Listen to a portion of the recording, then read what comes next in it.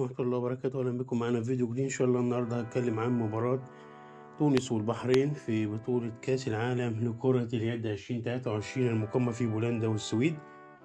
الاتنين طبعا مع بعض في المجموعة الثامنة اللي بتضم معاهم كل من بلجيكا والدنمارك.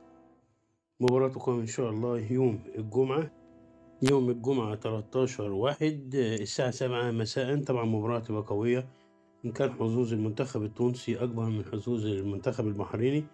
اللي هيفوز منهم طبعا على قد ما يقدر هيحاول يرافق الدنمارك، طبعا بطلة العالم آخر نسختين.